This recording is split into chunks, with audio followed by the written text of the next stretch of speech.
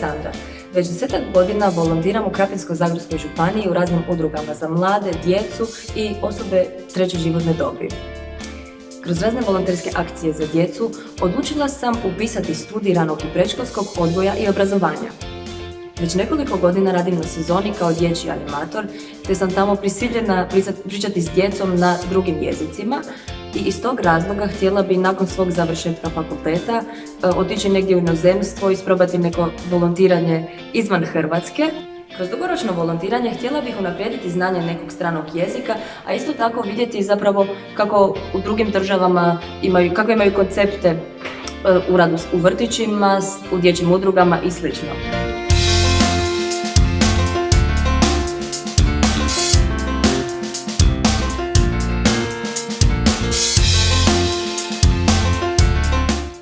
Buenas, mi nombre es Sukaina, soy de Madrid, España. Estoy haciendo un voluntariado en Zabor, en Croacia, en un proyecto juvenil. He decidido hacer este voluntariado porque pienso que es una experiencia única e irrepetible en la que puedes conocer a gente nueva, hacer nuevos amigos, aprender un nuevo idioma, conocer una nueva cultura y pasártelo súper bien. Si quieres viajar, conocer un nuevo idioma y aprender una nueva cultura, apúntate al Cuerpo de Solidaridad Europeo y encuentra el proyecto ideal para ti.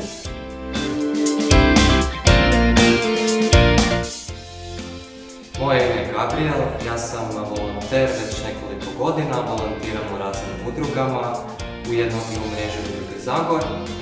Prvenstveno se bavim volontiranjem da iskoristim svoje slobodno vrijeme u dobrobit svoje zajednice, da pomognem drugima, bilo to da je kroz razne aktivnosti, projekte, školu ili nešto drugo. Bitno je da zajedno, ukoliko možemo i želimo, pomognemo kroz male stvari drugima u svojoj zajednici, te da se u konačnici osjećamo bolje, em što se tiče nas osobno, em drugih.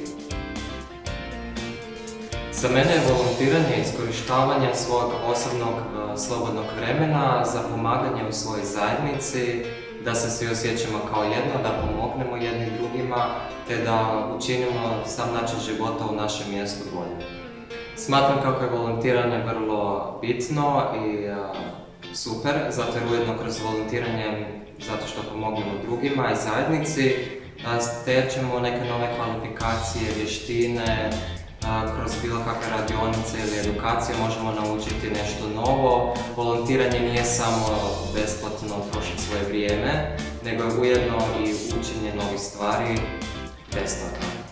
Zato ako želite vi naučiti nešto novo i ujedno pomoći drugima i oko sebe, te da samim sebe se osjećamo ispunjenije, zadovoljnije u bilo kojem aspektu, slobodno se možete vi priključiti volontiranju. Tere!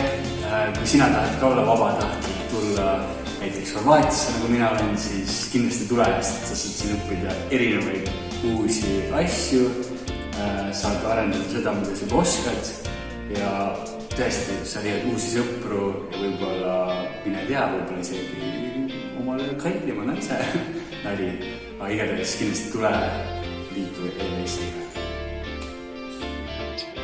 Bog, ja sam Marija i volonterka sam mreže Udruga Zagor i mentorica sam međunarodnim volonterima. Prije 2 godine bila sam dio projekta Europskih snaga solidarnosti gdje sam na 10 mjeseci otišla u Italiju i naučila novi jezik, novu kulturu, stekla puno novih prijatelja, ne samo iz Italije već i iz cijele Europe. Tako da svakoj mladoj osobi preporučam da se prijavi na jedan od takvih projekata, upoznat ćete sebe kao osobu, dovest ćete se u neke situacije koje ćete trebati savladati i na taj način ćete se spremiti za budućnost, za nove stvari u vašem životu. I svakako nemojte se bojati, prijavite se i bit će vam super. Upoznat ćete puno novih ljudi i naučit ćete puno toga, ne samo jezik i kulturu, ali sami o sebi i o svojim sposobnostima. Pozdrav, moje ime je Sandra, radim u mreži Udruge Zagor kao koordinatorica međunarodnih volontera. Ako te zanima nešto malo više o Europskim snagama solidarnosti ili o programu Erasmus+, slobodno pogledaš našu web stranicu www.zagor.info ili web stranicu Nacionalne agencije za Erasmus+, odnosno Agenciju za mobilnost i programe Europske unije.